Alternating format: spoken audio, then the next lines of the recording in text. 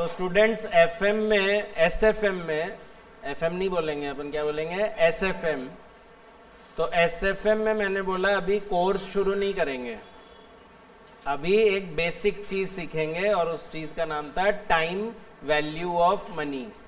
तो कल आपने हेडिंग तो डाल ही लिया था, उसमें लिखो time value of money refers to the time value of money refers to the notional decline.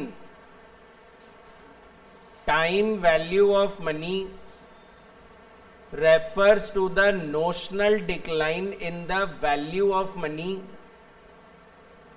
refers to the notional decline in the value of money with the passage of time. Time value of money refers to the notional decline in the value of money with the passage of time. तो जैसे जैसे time निकलेगा money की worth कम होने लग जाएगी, इसको बोलते हैं नोशनल डिक्लाइन। तो कल बताया था कि करेंसी में थोड़ी ना कोई चेंज आएगा, 2000 का नोट चाहे आज यूज करो चाहे 5 साल बाद यूज करो, वो 2000 का ही कहलाएगा, पर हम बोल रहे हैं उसकी वर्थ रिड्यूस हो जाएगी, तो वो टाइम वैल्यू मनी का फॉल है। Full stop. For example, 1,000 rupees received today. For example, 1,000 rupees received today will be more worthy. 1,000 rupees received today will be more worthy than received a year later. 1,000 rupees received today will be more worthy than received a year later. अगर आपको बोले आज ले लो 1000 रुपए, ये 1 साल बाद ले लो, तो हमने बोला था सर आज ही मिले तो ज्यादा अच्छा है। तो ज्यादा अच्छा मतलब आपके नजर में उसकी वर्थ आज ज्यादा है, 1 साल बाद कम है। तो सर ऐसा क्यों हो रहा है, 1 साल बाद कम क्यों हो रहा है? तो कितने रीजन बताए थे? 3। पहला इन्फ्लेशन, महंगाई की वजह से जो पैसा लेट मिलेगा उसकी वैल्यू कम लगेगी। दूसरा अपॉर्चुनिटी, इन्वेस्टमेंट अपॉर्चुनिटी, अगर मैंने इन्वेस्ट नहीं किया तो भी मेरे पैसे की वर्थ कम होगी। और तीसरा रिस्क फैक्टर, अगर मैंने कहीं पैसा लगा के रिस्क लिया है तो उससे भी मेरे पैसे की वर्थ कम हो रही है। तो लिखिए नेक्स्ट लाइन में, there are three reasons for the decrease, there are 3 reasons for the decrease in the value of money. There are 3 reasons for the decrease in the value of money. First, there are 3 reasons for the decrease in the value of money. First inflation slash decline in purchasing power. Inflation slash decline in purchasing power. Decline in purchasing power. Dash लगा के लिखो उसमें, ये तो heading हो गया। तो लिखो if inflation exists in an economy, if inflation exists in an economy, comma, the purchasing power of money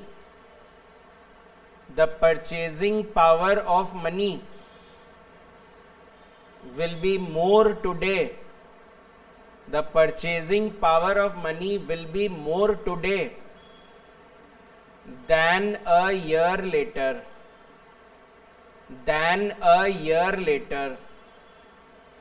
And the quantity purchased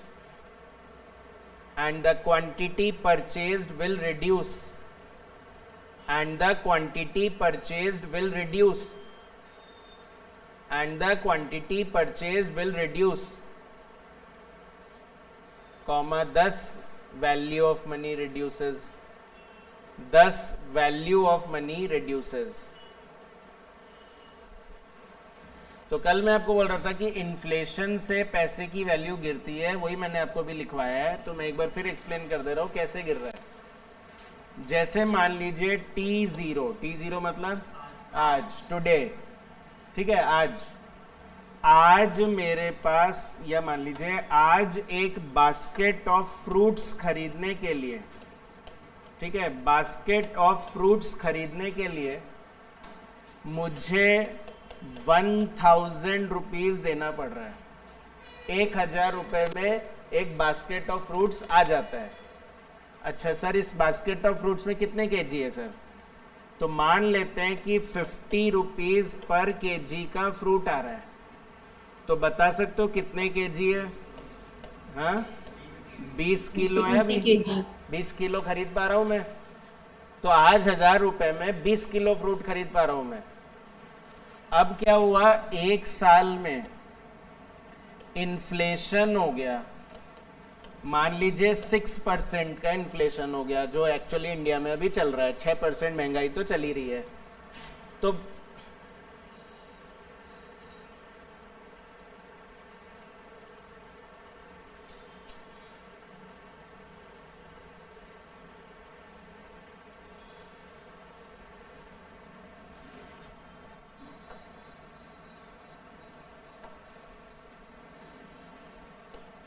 हाँ, तो मान लीजिए अब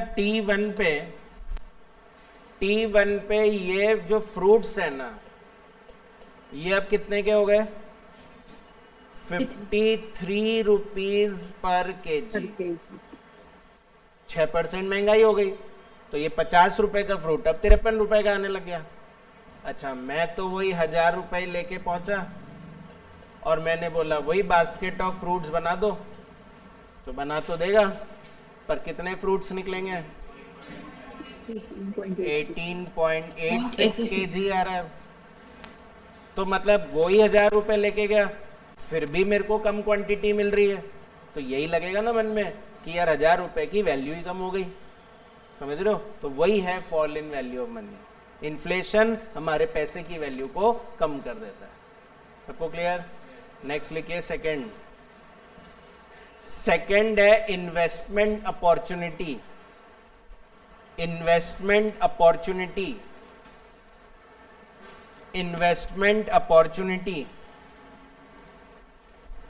तो लिखो डैश लगा के, if investment opportunity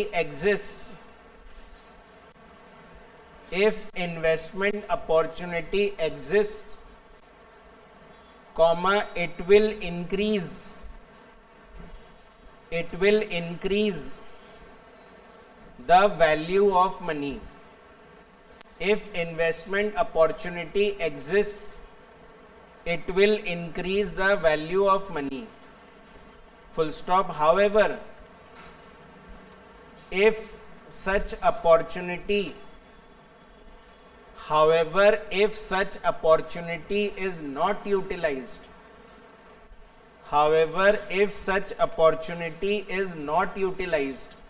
comma then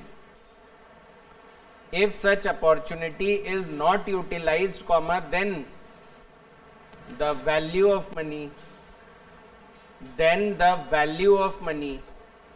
reduces. तो ये भी सुन लो. मैं बोल रहा था कल कि अगर T0 पे मेरे पास 1,00,000 रुपए है और मैंने इस पैसे को इन्वेस्ट कर दिया, 10% की रेट से इन्वेस्ट कर दिया, तो बताओ 5 साल बाद कितना मिलेगा? तो 1,50,000 नहीं बोलना है ना, ज़्यादा मिलेगा. तो हम बोल रहे थे अराउंड 1,61,000 रुपीज़ मिलेगा. तो ये मैं आपको आज सिखाऊंगा कि कैसे निकालते हैं. अगर आपको नहीं याद आ रहा है तो कोई बात नहीं. 1,00,000 की वैल्यू 5 साल बाद कितनी हो जाती है? 1,61,000. पर अगर मैं इस पैसे को इन्वेस्ट नहीं कर रहा, मैं सोच रहा हूं मेरा पैसा है तो मैं तो खुद के पास ही रखना चाहता हूं, तो I am not investing it, मैं अपने घर में ही रखूंगा इसको, तो फिर क्या होगा, 5 साल बाद कितना होगा, तो वो 1 लाख का 1 लाख ही रह जाएगा। तो जब हम कंपेयर करेंगे इसको कि यार इन्वेस्ट करते तो पैसा ज्यादा मिलता, नहीं किया तो नहीं मिल रहा, तो ये जो 61,000 रुपए आपको नहीं मिले, ये भी आपकी मनी की वैल्यू का ही लॉस माना जाएगा। समझ में आ रहा है क्या सबको, क्लियर? तो यूटिलाइज करते इन्वेस्टमेंट अपॉर्चुनिटी को तो वैल्यू बढ़ती, पर नहीं किया तो उतने का ही नुकसान करवा लिया। ठीक है, नेक्स्ट लिखिए थर्ड फैक्टर है रिस्क। रिस्क लिखो, if risk is taken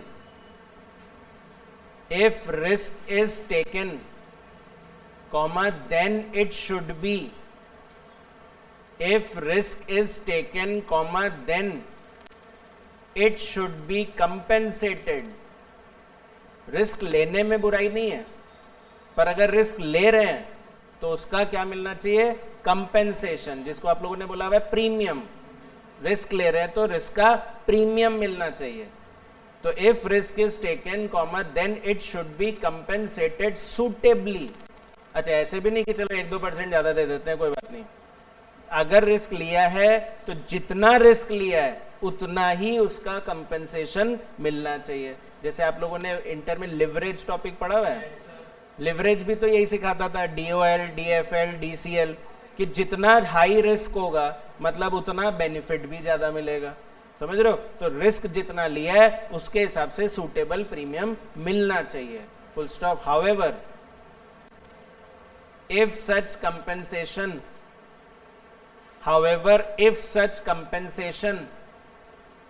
is not given,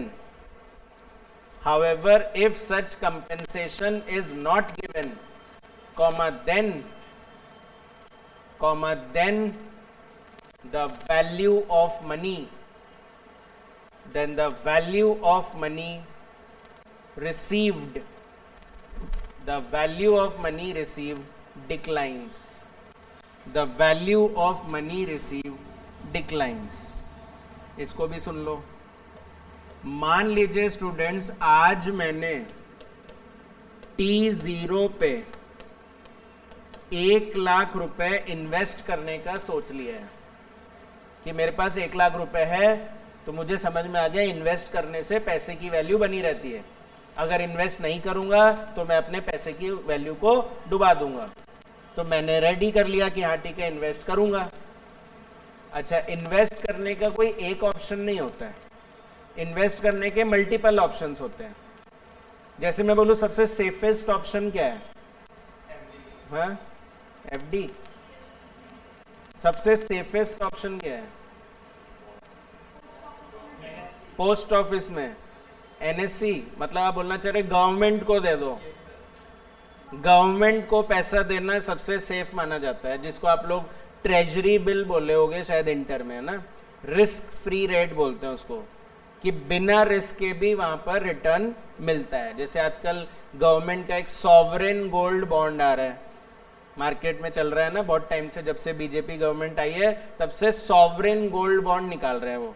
sovereign का मतलब होता है सेंट्रल गवर्नमेंट, तो सेंट्रल गवर्नमेंट ने गोल्ड बॉन्ड इशू कर रखे हैं। उसको गोल्ड बॉन्ड इसीलिए बोलते हैं क्योंकि उसकी वैल्यू गोल्ड के हिसाब से चलती है। तो गोल्ड की वैल्यू बढ़ेगी तो बॉन्ड की वैल्यू भी बढ़ जाएगी, गोल्ड की वैल्यू कम होगी तो बॉन्ड की वैल्यू भी कम हो जाएगी। और उस पर 2.5% का फिक्स्ड इंटरेस्ट मिलता है, 2.5% साल का। तो 2.5% फिक्स्ड इंटरेस्ट है, तो यानी वो रिस्क फ्री है, उसमें कोई डाउट नहीं है कि ये मिलेगा कि नहीं मिलेगा, ये जरूर मिलेगा। तो वो सबसे सेफेस्ट है। तो गवर्नमेंट को पैसा देने में सबसे सेफ रहता है। बैंक में भी रिस्क रहता है, क्योंकि बैंक डूब जाए तो, जैसे एक PMC बैंक था, पंजाब महाराष्ट्र कोऑपरेटिव बैंक, तो उसका लाइसेंस ही ले लिया RBI ने कि भाई तुम लोग बैंक चलाने के लायक नहीं हो। ठीक है, कोविड में ऐसे एक बैंक था, है ना, नहीं येस बैंक तो नहीं, एक दूसरा बैंक था महाराष्ट्र का, ऐसे नॉर्मल कोऑपरेटिव बैंक था, वो बंदी हो गया था, लोगों के पैसे ही डूब गए उसमें। ठीक है, एक आदर्श क्रेडिट कोऑपरेटिव बैंक भी चलता है, ऐसे बहुत सारे बैंक्स है, पर ये कोऑपरेटिव बैंक में बहुत रिस्क रहता है कि कब ये बंद हो जाए पता ही नहीं चलेगा। इसलिए नॉर्मली अपन क्या करते हैं, अपन पब्लिक सेक्टर बैंक में लगाते हैं, जैसे एसबीआई में रखो पैसा, पीएनबी में रखो पैसा, ओबीसी में रखो, जो भी आपके मल्टीपल पब्लिक सेक्टर बैंक है उनमें रखो। प्राइवेट बैंक में भी डर होता है, एचडीएफसी, आईसीआईसी, इनमें भी फिर भी डर है, पर पब्लिक सेक्टर बैंक थोड़ा सेफ है क्योंकि गवर्नमेंट की बैकिंग है उसमें। तो बैंक में रखने में पैसा, अगर मान लो 10-20 लाख रुपए रखा है आपने और मान लो उसमें चोरी हो गई या उन्होंने किसी को लोन दिया था वो डिफॉल्ट कर गया, तो फिर आपका ही पैसा डूब रहा है। और उसमें सिर्फ 1 लाख रुपए तक का इंश्योरेंस होता है खाली। 1 लाख रुपए मतलब चाहे अकाउंट में कितने पैसे पड़े हो, आपको वापस 1 लाख रुपए ही मिलेगा। तो रिस्क है ना, मतलब वहां भी। हाँ बोलिए। ठीक है, तो अगर वहां पे रिस्क है तो इसीलिए तो बैंक थोड़ा सा ज्यादा देता है आपको इंटरेस्ट, कि ठीक है आप हमारे यहाँ एफडी करवाइए तो हम आपको 5-6% तक इंटरेस्ट दे देंगे, वरना वो भी बोल देते हैं हम तो गवर्नमेंट जितना दे रही है उतना ही देंगे। तो वो सेफ नहीं है, उसमें रिस्क है और इसीलिए आपको रेट ऑफ इंटरेस्ट भी थोड़ा ज़्यादा मिल रहा है। आजकल नए बैंक्स खुले हैं ना, एयू स्मॉल फाइनेंस बैंक, ठीक है ना, ग्रामीण बैंक और ऐसे बहुत सारे बैंक नए खुले हैं, आरबीएल बैंक। तो ये क्या है, फिर इंटरेस्ट रेट और ज़्यादा दे रहे हैं।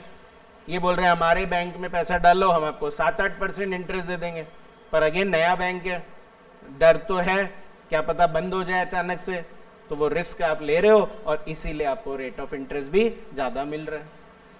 तो मतलब इस बात को समझिए, जितना ज़्यादा रिस्क होगा उतना ज़्यादा इंटरेस्ट मिलता जाएगा।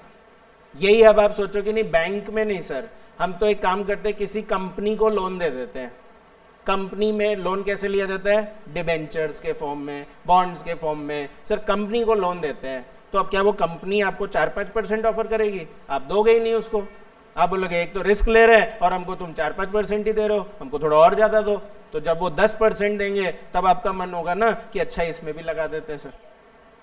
क्लियर है क्या? तो ल्यूक्रेट करने का तरीका ये है, आपको अट्रैक्ट करने का तरीका ये है कि रिस्क है तो भी हमारे में लगाओ क्योंकि हम दूसरों से ज़्यादा देंगे। डिबेंचर में भी 2 तरह के डिबेंचर होते हैं, एक होता है सिक्योर्ड और एक होता है अनसिक्योर्ड। सिक्योर्ड का मतलब है इसमें रिस्क कम है, कोई भी अगर पैसा आपका डूबने का चांस होगा तो आप हमारी कंपनी के एसेट बेच देना, उससे पैसा रिकवर कर लेना। पर अनसिक्योर्ड में तो वो भी नहीं होगा। तो फिर अगर अनसिक्योर्ड डिवेंचर इशू कर रहे हो तो फिर कोई क्यों लगाएगा उसमें पैसे, जब उसमें रेट और ज़्यादा मिलेगी, उसमें 12-15% मिलेगा। आप बोलो सर नहीं 12-15% से भी पेट नहीं भर रहा सर, ठीक है और ज़्यादा चाहिए सर, तो और ज़्यादा चाहिए तो फिर म्यूचुअल फंड में जाओ, ठीक है, वो आपको 20% तक भी रिटर्न दे सकते हैं। पर mutual funds are subject to market risk, ध्यान रखना। रिस्क है तो फिर अपॉर्चुनिटी भी वैसी है। आप बोलो नहीं सर 20% से भी क्या होता है सर आजकल, ठीक है सर महंगाई में सारा पैसा तो खत्म हो जाता है, हमको तो और ज़्यादा चाहिए सर, तो फिर आप इक्विटी शेयर्स में लगाइए। इक्विटी शेयर्स में लगाओगे और ज़्यादा रिस्क है, पैसा डूबने का डर और ज़्यादा है, पर उसमें रिटर्न भी फिर उतना ही ज़्यादा है। रिटर्न ऐसा ज़्यादा है कि कभी कभी 100% रिटर्न भी मिल जाता है। मैंने 100 रुपये का शेयर खरीदा, वो 200 का हो गया, डबल हो गया, मेरा तो 100% फायदा हो गया। पर ये भी तो हो सकता था 100 का 50 ही हो जाए, रिस्क भी तो था उतना ही। आप बोलो नहीं सर 100% से भी क्या होता है सर, और ज़्यादा कमाना है, तो फिर मैं बोलूँगा फिर क्रिप्टो करेंसी में लगाओ। किसमें लगाओ? क्रिप्टो करेंसी, बिटकॉइन वगैरह में लगा लो। उसमें तो बहुत रिस्क होता है। हाँ उसमें बहुत रिस्क होता है, उसमें और ज़्यादा रिस्क है, पर जिन्होंने वो रिस्क लिया था वो कई लोग कमा के भी निकले उसमें, समझ रहे हो? तो यही चीज़ मैं समझाना चाह रहा हूँ, रिस्क के अकॉर्डिंग रिटर्न बढ़ता जाता है। तो मान लीजिए मैंने भी ऐसा ही किया, मैंने भी स्टूडेंट्स 1 लाख रुपए आज इन्वेस्ट कर दिए और मैंने रिलायंस कंपनी में इन्वेस्ट कर दिया, रिलायंस इंडस्ट्रीज लिमिटेड।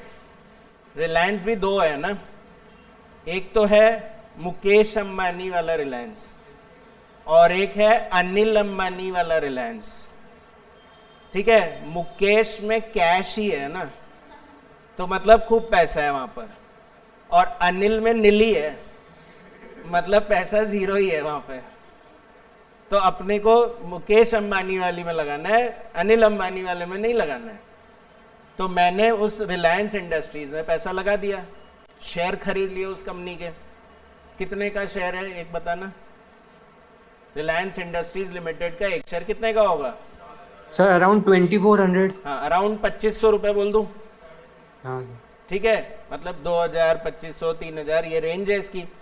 तो 2500 रुपये का मान लेता हूँ एक बार, और मैंने 1 लाख रुपए इन्वेस्ट कर दिए, तो करना 2500 के हिसाब से मुझे कितने शेयर मिल जाएंगे? 40 शेयर। 40 शेयर्स मिल गए मुझे। तो मुझे बताओ, क्या मैंने रिस्क लिया इस कंपनी में पैसा लगा के? शेयर खरीद लिया कंपनी का, ये तो ऊपर भी जा सकता है तो नीचे भी जा सकता है, रिस्क तो लिया ही है। फिर क्या हुआ, 5 साल बाद कंपनी ने मेरे पास ये पूरे 1 लाख रुपए वापस भेज दिए, बोले हमको तुम्हारे पैसों की जरूरत नहीं है, अपना पैसा खुद रखो। होता है ना, बाय बैक हो जाता है। तो कंपनी को लगता है नहीं है नीड अप है शेयर्स की, तो बाय बैक कर लेते हैं। तो उन्होंने मेरा 1 लाख रुपए 5 साल बाद वापस कर दिया। तो बताओ, मैं खुश हूं कि मेरा 1 लाख रुपए वापस तो आया? इतना रिस्क था, पैसा डूब सकता था। या मैं दुखी हूं कि 5 साल भी लगाया, रिस्क भी लिया, और 1 लाख के 1 लाख ही आया? दोनों ही होंगे। दोनों कैसे हो सकते हैं? एक ही फीलिंग आएगी ना, मल्टीपल फीलिंग कैसे आएगी? दुखी होंगे आप तो। हाँ, दुखी होंगे। एटलीस्ट मनी के पॉइंट ऑफ व्यू से सोचो, फाइनेंस के पॉइंट ऑफ व्यू से सोचो, तो दुखी होंगे ना कि 1 लाख लगा के इतना रिस्क लेके भी अगर 1 लाख ही आ रहा है तो फायदा क्या हुआ लगाने का? तो आपके नजर में 1 लाख की कीमत कम हो गई। आपको ये खुशी नहीं हो रही कि 1 लाख वापस आ गए, आपको ये दुख हो रहा है कि 1 लाख ही आया, तो वो 1 लाख की वैल्यू कम हो गई आपके लिए। तो this is also a loss of value of money. तो सर अगर 1 का 1.20 मिल जाता तो भी मैं कोई खुश नहीं होता, क्योंकि 1.20 तो मुझे म्यूचुअल फंड में मिल जाता है, तो फिर मैं यहाँ क्यों लगा रहा हूँ मैं? तो सूटेबल प्रीमियम मिले, 1.5 लाख मिले, 1 लाख का 1.5 लाख मिले तो खुश होऊंगा ना कि चलो यहाँ कुछ मिला तो सही मुझे। समझ में आ रही बात? सबको क्लियर है? रिस्क क्लियर है? और एक लिखिए फोर्थ, एक और फैक्टर होता है, फोर्थ फैक्टर होता है utility in consumption. Utility in consumption, utility in consumption. Utility का मतलब क्या होता है? सेटिस्फैक्शन। जैसे मान लीजिए आप अपने घर पे आज गए और अपने पेरेंट्स को बोला कि पापा 50,000 रुपये दे दो, एक लैपटॉप खरीदना है। ठीक है, 50,000 का एक लैपटॉप खरीदना है। बोले क्यों खरीदना है? बोले आजकल ऑनलाइन क्लासेस वगैरह होने लग गई है, तो फोन में देख नहीं सकते, लैपटॉप चाहिए। अच्छा, आपके पेरेंट ने बोला कि आज नहीं दिला सकते, ठीक है हम आपको बाद में दिला देंगे। बाद का कोई डेफिनेशन नहीं था, बस बोले बाद में दिला देंगे। अच्छा, 8 मंथ्स निकल गए, 8 मंथ्स निकल गए तो आपका कोर्स खत्म हो गया। कोर्स खत्म हो गया तो वो पेरेंट्स खुद ही लैपटॉप लेके आ गए, बोले लो अब लैपटॉप। तो क्या आपके लिए वो सेटिस्फैक्शन रहेगा उस लैपटॉप का? नो सर, बिल्कुल नहीं। जितनी जरूरत आज थी वो जरूरत बाद में नहीं होगी। बोले अब तो काम ही हो गया, अब तो जरूरत ही नहीं थी, अब तो पढ़ लिए। तो मतलब यूटिलिटी हमेशा फॉल होती है चीजों की, सेटिस्फैक्शन धीरे धीरे कम होता है, वो बढ़ता नहीं है।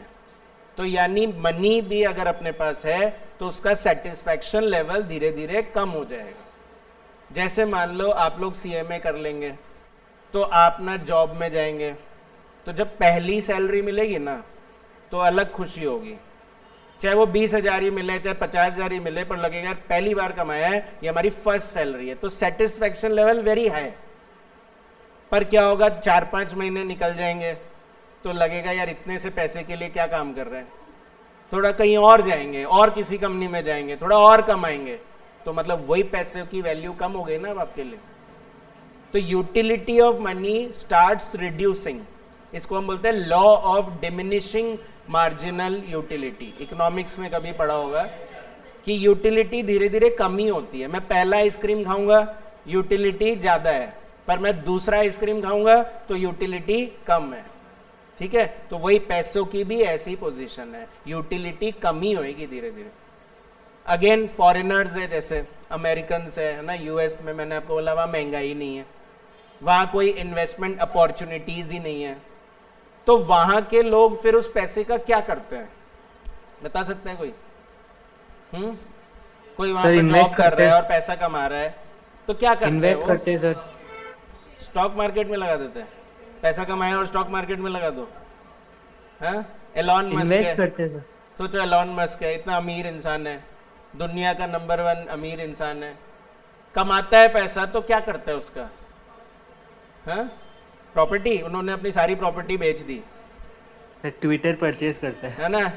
हाँ, रिसेंटली सारी प्रॉपर्टीज बेच दी, और वो इसलिए बेची, बोले मार्स में जाके प्रॉपर्टी खरीदूंगा। हाँ, कहीं भी खरीदे, बोले मैं तो बाहर की दुनिया में जाके खरीदूंगा, अर्थ में नहीं चाहिए मुझे मार्स में प्रॉपर्टी चाहिए, क्योंकि उनका एक्चुअली प्रोग्राम ही यही है, ठीक है ना? स्पेसएक्स जो उनकी कंपनी है, उसका लॉजिक यही है कि बाहर बसाओ लोगों को, तो उन्होंने रिन्यूएबल रॉकेट्स बनाए, ठीक है, कि एक बार जाएगा वापस आएगा फिर दोबारा भेज देंगे उसको, तो उसी की वजह से आज अमीर बन चुके हैं वो। तो टारगेट यही है कि लोगों को वहाँ तक लेके जाया जाए, तो वो भी यही इसी टारगेट से अपने यहाँ की ज़मीनें तो सब बेच चुके हैं, वहाँ खरीदने की तैयारी में लगे हुए हैं। तो अब मतलब बेसिकली वो पैसा बचाने में नहीं लगे हुए, वो पैसा स्पेंड करने में लगे हुए हैं कि बस मैं तो खर्च कर दूं किसी भी तरह से। अच्छा, अपने इंडिया में अगर कोई इतना पैसा कमाता है ना, तो वो फिर खर्च करने पे नहीं सोचता है, वो फिर उसको बचाने में लगा रहता है कि इसको सेव कर लो। मतलब अमेरिकन्स की मेंटालिटी होती है पैसा कमाया है तो स्पेंड कर दो, पर अपने यहाँ होता है कि पैसा कमाया है तो उसको बचा लो। ऐसा फर्क क्यों है? अपन क्यों पैसा बचाना चाहते हैं? फ्यूचर जनरेशन के लिए, कि आगे भाई बच्चे होंगे तो उनको हमको भी पढ़ाना है, जैसे हमने पढ़ाई करी है अपने पापा के पैसे से, वो भी पढ़ाई करेंगे, तो हमको फ्यूचर जनरेशन की टेंशन होती है कि उनको पढ़ाना भी है, उनकी आगे शादी भी करवानी है, तो खर्चा खूब होगा, उनको भी कुछ बिजनेस कराना होगा, खूब पैसा लगेगा, आगे बचाने लग जाओ। तो क्या ये टेंशन अमेरिकन को नहीं है? उनको नहीं पढ़ाना है बच्चों को? हाँ, तो फिर वहाँ गवर्नमेंट करती है, वहाँ की गवर्नमेंट टैक्स तो लेती है, पर वो टैक्स अल्टीमेटली पब्लिक पे ही स्पेंड भी करती है। वह ऐसे नहीं कि घर ले गए पैसा, है ना? यहाँ पर अपन टैक्स क्यों नहीं भरना चाहते? कि लगता है कि वो हमारे ऊपर तो स्पेंड होगा नहीं, वो तो ये पॉलिटिशियन सारा ले जाएंगे धीरे धीरे करके। तो इस वजह से अपन सोचते हैं कि हमको अपना ही अपने बारे में खुद ही सोचना पड़ेगा। वहाँ वो टेंशन नहीं है, वहाँ लगता है कि अच्छा नहीं होगा तो गवर्नमेंट हेल्प करेगी, तो इसलिए वो स्पेंड कर देते हैं पैसा। तो मैं बोल रहा हूँ उनके पॉइंट ऑफ व्यू से सोचो, उनको अब स्पेंड करने में मजा आता है। आप बोलो पैसे स्पेंड मत करो, 1 साल बाद स्पेंड करना, तो क्या वो मजा बाद में भी आएगा? नहीं आएगा, यूटिलिटी कम होगी। उसी को बोल रहा हूँ, यूटिलिटी इन कंजम्पशन। जो लोग खर्च करने में मजा लेते हैं, उनको अगर बोल दो कि 1 साल बाद खर्च करना, तो उनको वो मजा आएगा ही नहीं, मनी की वैल्यू कम हो जाएगी, उनके लिए भी डॉलर की वैल्यू कम हो जाएगी। ठीक है, लिखिए, utility here refers to the utility here refers to the satisfaction level. Utility here refers to the satisfaction level. Utility here refers to the satisfaction level of an individual. Satisfaction level of an individual.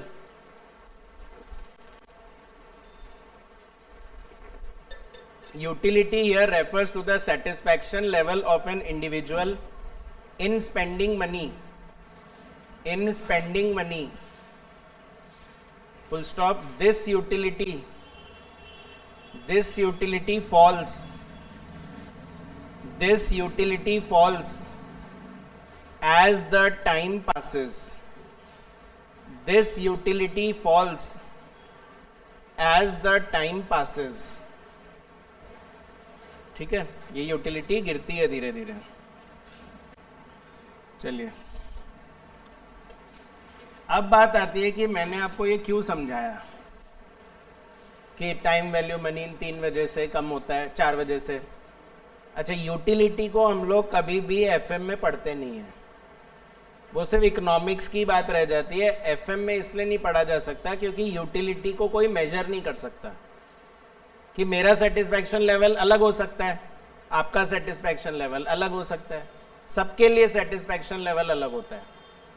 Like जैसे मैं बोलूँ कि अगर मैं बोलूँ कि आज 10,000 रुपये हमें मिलते हैं, तो अगर आपको मिले तो शायद आपको अच्छा लगेगा, पर मुझे मिले तो मुझे लग रहा है कि 10,000 रुपये में क्या होता है मेरा, समझ रहे हो? तो उसी अमाउंट की यूटिलिटी हर इंडिविजुअल के लिए अलग होती है, तो इसीलिए एसएफएम में अपन उसको पढ़ नहीं पाते हैं। तो यूटिलिटी को अब एक बार साइड कर दो, तीन ही मेन फैक्टर बचेंगे, क्या? इन्फ्लेशन, इन्वेस्टमेंट अपॉर्चुनिटी और रिस्क फैक्टर। तो मैं क्यों पढ़ा रहा हूं वो सुनो। जब हम लोग टाइम वैल्यू मनी पढ़ते हैं, यानी कंपाउंडिंग करते हैं या डिस्काउंटिंग करते हैं, जो आपने इंटर में किया हुआ भी है, तो उसमें हमेशा आपको एक इंटरेस्ट रेट बताया जाता है कि इस रेट से आप फ्यूचर वैल्यू निकालिए या इस रेट से आप प्रेजेंट वैल्यू निकालिए। तो मैं ये पूछ रहा हूँ वो इंटरेस्ट रेट डिसाइड कैसे होता है, ये बता सकते हो? तो यही तीन रीजन है जो हमारे उस इंटरेस्ट रेट को बनाते हैं। तो बेसिकली किसी भी इकोनॉमी की इंटरेस्ट रेट या किसी भी इंस्ट्रूमेंट की इंटरेस्ट रेट दो फैक्टर पे डिपेंड करता है। इंस्ट्रूमेंट का मतलब सर, इंस्ट्रूमेंट मतलब जैसे डिबेंचर है तो उसकी रेट कैसे डिसाइड हुई, बॉन्ड है तो उसकी रेट कैसे डिसाइड हुई, उसको इंस्ट्रूमेंट्स बोलते हैं। तो इंटरेस्ट रेट मैं बोल रहा हूं दो फैक्टर पे डिपेंड करता है। एक होगा आपका रिस्क फ्री रेट, कि अगर मैं रिस्क नहीं लूं तो कितना रेट मिल रहा है, समझ रहे हो? रिस्क नहीं ले तो कितना रेट मिल रहा है, और अगर रिस्क ले तो उसका प्रीमियम कितना मिल रहा है। तो फॉर एग्जाम्पल मैं बोलूं रिस्क नहीं ले रहे तो भी मुझे 2% तो मिल ही रहा है, बिना रिस्क के 2% मिल रहा है। तो अगर रिस्क ले तो 6% ज्यादा मिलना चाहिए, तो मेरी इंटरेस्ट रेट कितनी हो जाएगी? 8%। समझ रहे हो? तो दो फैक्टर पे डिपेंड करता है, रिस्क फ्री रेट और रिस्क प्रीमियम। और ये जो रिस्क फ्री रेट है ना, ये खुद भी दो फैक्टर पे डिपेंड करता है। तो एक होता है रियल रिस्क फ्री रेट और दूसरा होता है इन्फ्लेशन।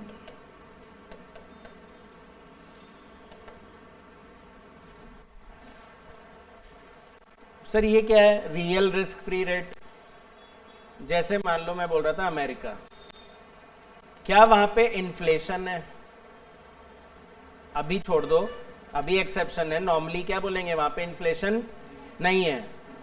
तो अगर वहां इन्फ्लेशन नहीं है, फिर भी अगर वहां की गवर्नमेंट लोगों से पैसा ले ले, हालांकि उनको लेना ही नहीं पड़ता, उनका टैक्स से ही काम चल जाता है, पर फिर भी अगर गवर्नमेंट को कभी पैसे की जरूरत पड़ जाए और गवर्नमेंट लोगों से पैसा ले ले, तो क्या वो बदले में इंटरेस्ट देगी? हाँ, तो मतलब बिना इन्फ्लेशन के भी मिलता होगा ना इंटरेस्ट। तो इन्फ्लेशन है या नहीं है इससे थोड़ी डिसाइड होगा कि गवर्नमेंट देगी कि नहीं देगी। गवर्नमेंट तो बिना इन्फ्लेशन के भी देगी। उसी को बोलते हैं real risk free rate. Real word का मतलब होता है विदाउट इन्फ्लेशन। रियल का मतलब क्या होता है? Without inflation. जैसे कभी इकोनॉमिक्स पढ़ाओ तो उसमें बोलते थे रियल जीडीपी और नॉमिनल जीडीपी। तो रियल और नॉमिनल का क्या फर्क होता है? रियल मतलब बिना इन्फ्लेशन, नॉमिनल मतलब विथ इन्फ्लेशन। तो ये रियल बोल रहे हैं हम लोग। रियल मतलब ओरिजिनल, कि अगर महंगाई नहीं भी है तो भी कितना मिलेगा। तो ये रेट पूरे वर्ल्ड में सेम होती है। ये रेट पूरे वर्ल्ड की सेम होती है, सिर्फ इंडिया की नहीं, पूरे वर्ल्ड की सेम होती है। क्योंकि अगर कहीं भी इन्फ्लेशन नहीं होगा तो फिर सब गवर्नमेंट को सेम रेट ऑफ इंटरेस्ट देना चाहिए। ठीक है, फिलहाल वो रेट है 0%। कितनी है? 0। क्योंकि यूएस इकोनॉमी में गवर्नमेंट लेती नहीं है पैसा, और नहीं लेती है तो वो 0 दे रही है, तो सबके लिए फिर वो क्या हो गया? 0 हो गया। पर अपने इंडिया में क्या गवर्नमेंट बोल सकती है कि हम 0 देंगे? हम बोलेंगे भाई महंगाई चल रही है 6%, तो 6% तो दो कम से कम। तो यानी अगर इन्फ्लेशन ऐड हो जाएगा तो उससे हमारी रिस्क फ्री रेट आ जाएगी। समझ रहे हो क्या? तो ये तो वो रेट है जब इन्फ्लेशन नहीं हो, तो अगर इन्फ्लेशन है तो फिर आपकी रेट ज्यादा होनी चाहिए। तो रियल रिस्क फ्री रेट अगर 0 है और इन्फ्लेशन मान लो 4 है तो रिस्क फ्री रेट 4 तो होना ही चाहिए। अब हम बोल रहे हैं कि नहीं, हम तो डिबेंचर इशू कर रहे हैं, तो डिबेंचर में क्या रिस्क थोड़ा ज्यादा है, तो उसमें प्रीमियम मिलना चाहिए, और प्रीमियम मिलना चाहिए तो डिबेंचर की रेट कितनी होनी चाहिए? 10% होनी चाहिए। 4 + 6 10 होना चाहिए फिर। तो ये 3 फैक्टर ही तो मैं आपको पढ़ा रहा था कि इन्फ्लेशन से मनी की वैल्यू कम होती है तो उसका प्रीमियम मिलना चाहिए, रिस्क की वजह से इन्फ्लेशन मतलब वैल्यू कम होती है उसका प्रीमियम मिलना चाहिए, और अगर ये दोनों नहीं भी हो तो भी हम लोग को मिलना तो चाहिए। इन्वेस्टमेंट अपॉर्चुनिटी तो तब भी होती है, तो उसको बोलते हैं रियल रिस्क फ्री रेट। आए समझ में? कॉपी कर लो इसको।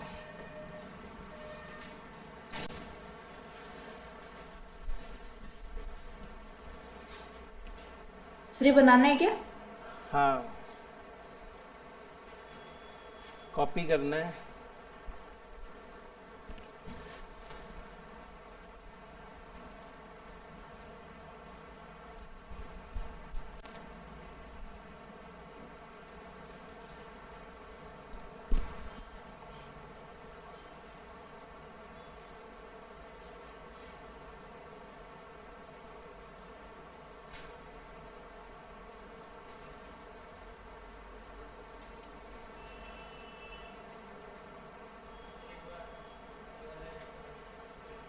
रिस्क प्रीमियम वही बताया ना कि अगर मैं गवर्नमेंट की सिक्योरिटी में लगा रहा हूँ तो गवर्नमेंट बोल रही है हम आपको 4% दे देंगे। अब मैंने बोला नहीं, गवर्नमेंट में नहीं लगाना, हमको तो किसी कंपनी के डिबेंचर में लगाना है, तो क्या उससे भी 4 में खुश रहोगे आप? रिस्क है तो उसका बेनिफिट भी मिलना चाहिए, कंपेंसेशन मिलना चाहिए, तो मान लो 6 देने को तैयार है तो 4 तो गवर्नमेंट ही दे रही है, 6 एक्स्ट्रा देगा तो टोटल कितना मिलना चाहिए? 10। इसी पे तो हमारा कैपएम मॉडल बेस्ड था। RF + RM - RF × बीटा का लॉजिक यही था कि रिस्क फ्री रेट तो मिलेगा ही मिलेगा, और प्लस जितना बीटा है उसके हिसाब से ज़्यादा मिलेगा, टोटल आपका रेट निकल जाता था। बना लिया? तो आप तो बस ये कंपोनेंट ध्यान रखना, इंटरेस्ट रेट के 2 एलिमेंट होते हैं, रिस्क फ्री रेट और रिस्क प्रीमियम, और रिस्क फ्री रेट के फिर फर्दर 2 एलिमेंट होते हैं, that is real risk free rate और इन्फ्लेशन। ये हमारे काम आएगा जब कैपिटल बजटिंग पढ़ाऊंगा ना, तो उसमें ये चीज यूज होएगी, तो इसलिए ध्यान रखना है अपने को। चलिए अब प्रैक्टिकल पार्ट पे आता हूँ। ये तो हो गया एक डिस्कशन की टाइम वैल्यू मनी क्या होता है। प्रैक्टिकल पार्ट क्या है? प्रैक्टिकल पार्ट मेरा एक क्वेश्चन है। कल क्या हुआ स्टूडेंट्स, मेरे पास एक बैंक का एम्प्लॉय आया, ठीक है, HDFC बैंक में मेरा अकाउंट है, तो उसका एक एम्प्लॉय आया मेरे पास कि सर हम आपके लिए एक इन्वेस्टमेंट ऑप्शन लेके आए हैं। तो वो ऑप्शन मैं आपके साथ शेयर कर रहा हूं कि उसने क्या ऑफर दिया मुझे। उसने मुझे बोला कि सर आज आप हमें 1 लाख रुपए दे दीजिए, ठीक है, हालांकि मैंने दिया नहीं उसको कल, अभी आप लोग डिसाइड करना देना चाहिए कि नहीं देना चाहिए। तो 1 लाख रुपए वो बोल रहा था आज दे दीजिए सर, और हम आपको 5 साल बाद 2 लाख रुपए दे देंगे। डबल कर रहा है वो मेरे पैसों को। आज 1 लाख रुपए दो, 5 साल बाद हम आपको 2 लाख देंगे। तो बताओ क्या मुझे ये ऑफर एक्सेप्ट करना चाहिए? और एक्चुअल में कोई आर्टिफिशियल ऑप्शन नहीं बना रहा हूं मैं, ये एक्चुअल में दे रहा है बैंक मुझे। 1 लाख रुपए लगाओ, 2 लाख 5 साल बाद ले लो। हाँ, अभी बताया ना HDFC बैंक है,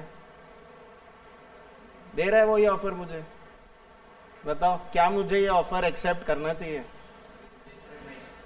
हाँ, पैसा डबल कर रहे तो भी नहीं करना चाहिए, क्यों?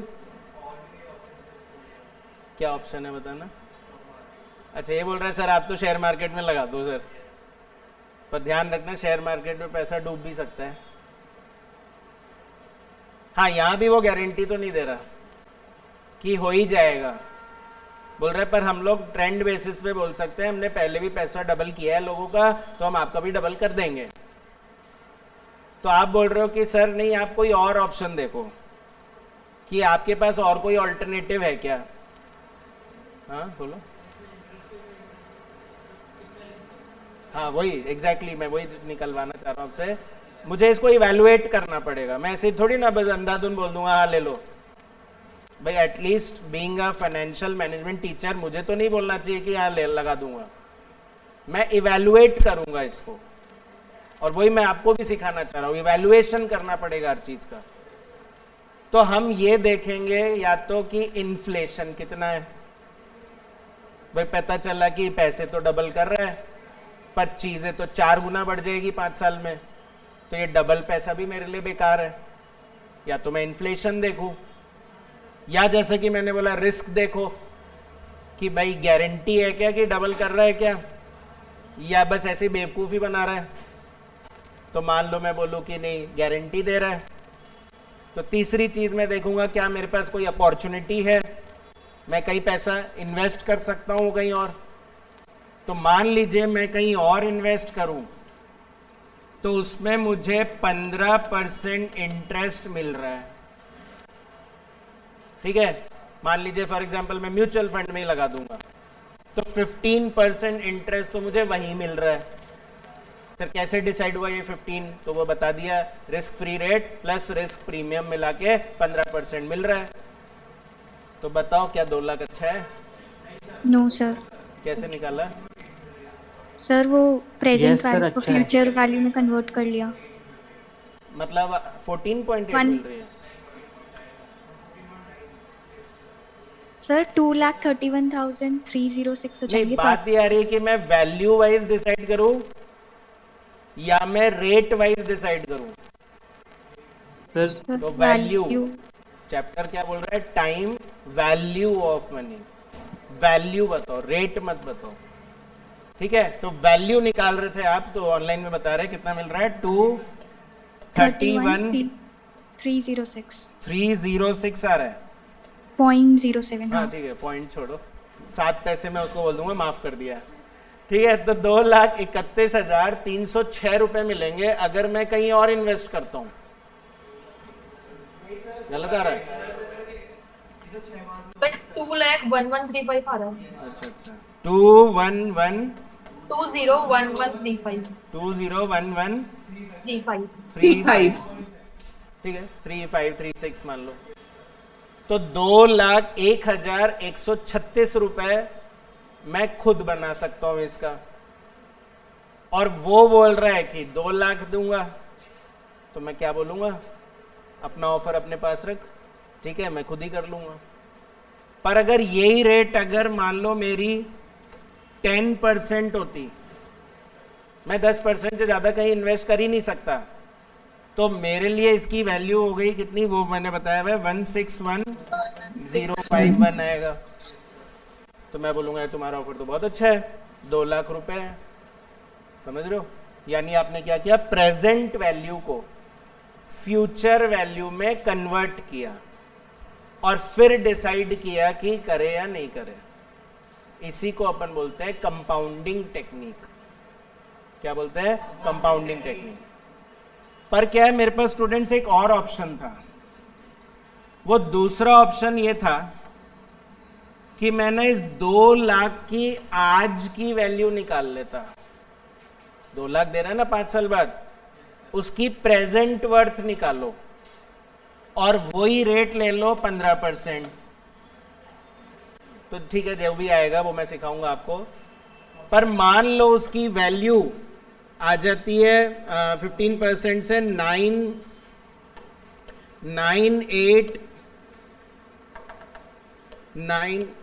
क्या हो गया,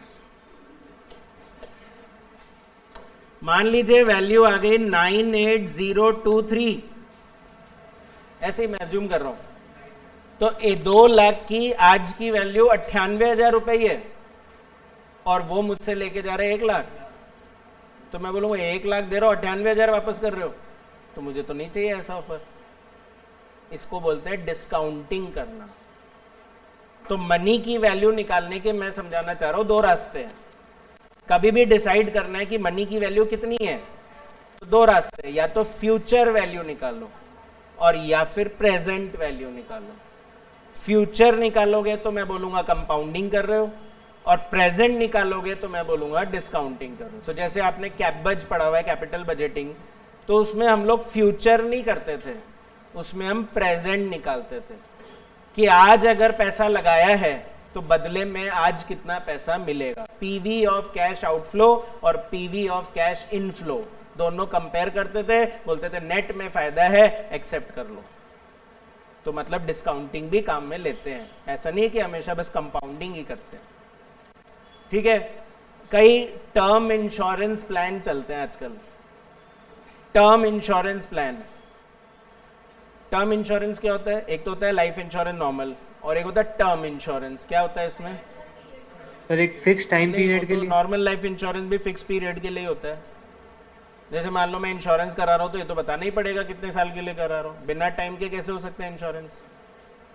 टर्म इंश्योरेंस का मतलब ये होता है कि आपका प्रीमियम तो होगा बहुत कम और आपको जो मैच्योरिटी वैल्यू मिलेगी वो मिलेगी बहुत ज्यादा।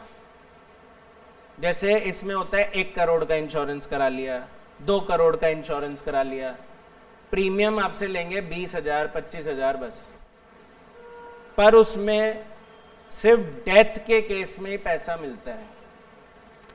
अगर आपका पॉलिसी मैच्योर हो गया तो नहीं मिलता है।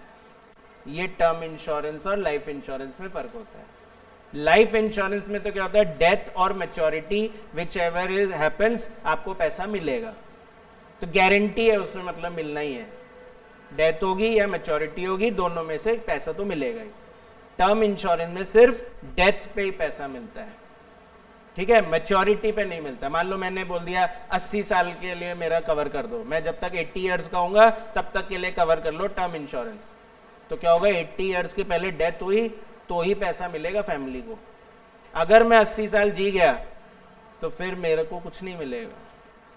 समझ रहे हो, ये टर्म इंश्योरेंस होता है, पर इसमें क्या है, प्रीमियम कम होता है। और नॉर्मली आप लाइफ इंश्योरेंस कराओ 1 करोड़ का तो उसका तो प्रीमियम ही इतना हाई होता है। तो अगेन उस टर्म इंश्योरेंस में वो क्या होगा, बोलेंगे 25,000 रुपए दे दीजिए आप 10 साल तक। कितने साल तक? 10 साल तक 25,000 रुपए दे दीजिए, यानी 2.5 लाख रुपए दे दीजिए हमको, और हम 80 साल बाद 1 करोड़ आपके घर वालों को दे देंगे। आप तो रहेंगे नहीं, आपके घर वालों को दे देंगे, ऐसे वो बोल जाते हैं। ठीक है ना, तो बात ये हो रही है, क्या वो हमको बहुत ज्यादा दे रहे हैं? 1 करोड़ रुपए दे रहे हैं, क्या वो हमको बहुत ज्यादा दे रहे हैं? नहीं। जब उसकी प्रेजेंट वैल्यू निकालेंगे ना तो पता चलेगा 2.5 लाख से भी कम मिल रहा है। पर क्या है, उस इंश्योरेंस का ऑब्जेक्टिव रिटर्न नहीं होता, उस इंश्योरेंस का ऑब्जेक्टिव है लाइफ रिस्क को कवर करना। तो कभी इंश्योरेंस में रिटर्न ढूंढने की कोशिश मत करना कि इंश्योरेंस में तो सर प्रेजेंट वैल्यू तो कम आ रही है, फ्यूचर वैल्यू हमारी प्रेजेंट वैल्यू से कम आ रही है। इंश्योरेंस का ऑब्जेक्टिव रिटर्न देने का। Insurance is not an investment, ये तो आपकी लाइफ को कवर कर रहा है कि ठीक है आपको कुछ हो जाएगा तो घर वालों को पैसे तो मिलेंगे, तो वहां हमेशा रिटर्न कम होता है। ठीक है, पर जब हम इन्वेस्टमेंट ही बोल रहे हैं, म्यूचुअल फंड बोल रहे हैं, शेयर्स बोल रहे हैं, बिटकॉइन बोल रहे हैं, तो वहां थोड़ी ऐसा होगा कि जितना लगा रहा हूं पता चला उससे भी कम मिल रहा है, फिर फायदा क्या हो लगाने का। आ रही बात समझ में? तो उसका इवैल्यूएशन हम लोग करेंगे हमेशा 2 तरीके से, या तो फ्यूचर वैल्यू निकाल के या फिर प्रेजेंट वैल्यू निकाल के। तो लिख लीजिए आगे, there are 2 techniques to calculate time value of money. There are 2 techniques to calculate time value of money. First compounding technique.